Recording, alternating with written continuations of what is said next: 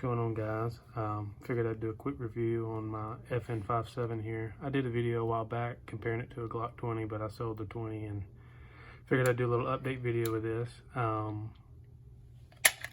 Actually, with the Ruger 5.7 coming out, the 5.7 by 28 has gotten a little bit more popular, so I'm pretty sure there's going to be some more guns out on the market that are chambered in that caliber. I haven't shot a 5.7. I would like to eventually buy one. I got this one probably 6 or 7 years ago, 5 years ago, I think. Anyway, I don't know. Anyway, a while back. I was just going to talk about some of the features that I like and I don't like about it. Really, one of the features I don't like is I don't like the magazine disconnect on it.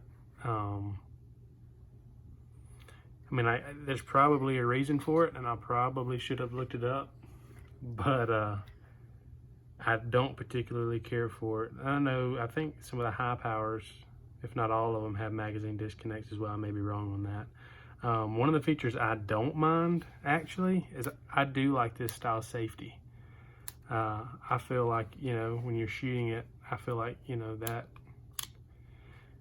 is actually pretty easy, and it frees up some of the space back here to where, I know on like my 1911, which I did a video on yesterday, you have your safety, then you have your slide catch right here. So, depending, like mine sticks out a good bit, so you kind of have to wrap your finger around it to get the slide catch to release. So I kind of actually do like this design. I know a lot of people really don't. It's ambidextrous on both sides. I really like the caliber itself. It's a very flat shooting round. I've shot this one out to probably 90 to 100 yards and could hit. You have to do your part too. The gun can do it easily. I just have a hard time shooting pistols at long range, I guess. It is a pretty large gun.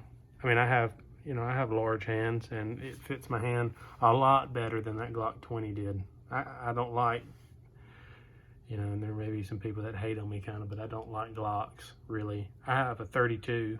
Only reason I have that is just because of 357 SIG. I like that caliber, but I didn't care for the Glock 20. It was huge to me. And like I said, my hands are pretty large. The sights on it are adjustable. They're pretty nice as far as sight picture and stuff. I like having night sights on my guns, but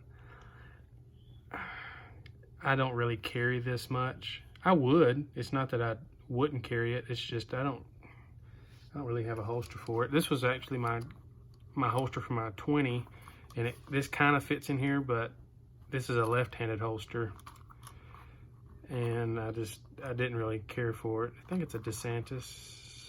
Yeah, it's a DeSantis holster. But it's got a pretty nice mag release or mag catch on it. It's extended out a good bit. Magazines, at least when I bought this, and I believe it's still the same, when you buy one, you get you get 3 20-round magazines. And I bought it at my local gun store. Apparently they don't sell a bunch of them, because he gave me t-shirts and hats and everything else when we ended up getting it. So I know he had a shelf full of them. I think he said I was one of the first ones to ever buy one. I don't know, maybe it's just because it's kind of a weird gun and a weird caliber. People are kind of like, I don't know, how it compares to a 9 or a 40 or a 45. I don't know. I prefer carrying a 45. That's that 1911 that I have. That's the one that I carry. As far as takedown on it, it's pretty simple, really. You take this little lever right here, pull the slide back, and then pull so it stops, so you can just move it. It's kind of like a little switch. And then you push it back further, and then the slide slides forward, and then it lifts up. And it's actually a very interesting design. There's the, if you can see there, there's the steel with a polymer lining around it.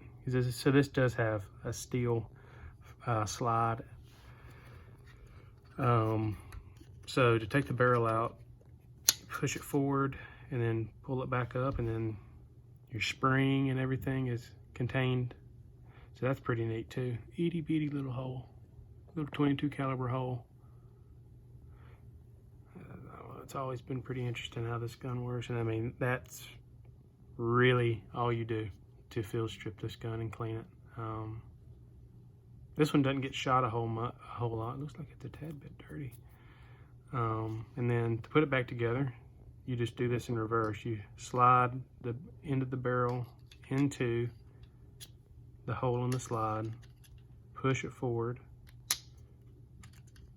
and then it will sit back down to where it's at, right like that.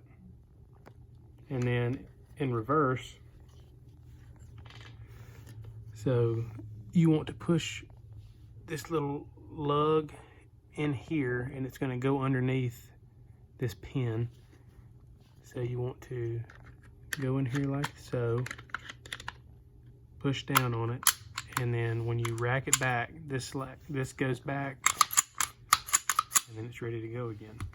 One of the features on this that I really do like is the trigger. It's got a nice trigger for a just a stock trigger that came in it. I'm not sure what it breaks at. I don't have one of those gauges, but this thing, it's a nice feeling trigger. And I do like the high capacity magazines for it. One of these days I probably need to go out and do a shooting video of it, but get your Picatinny rail and everything else. It's a pretty nice little gun anyway. Thanks for watching. Like and subscribe.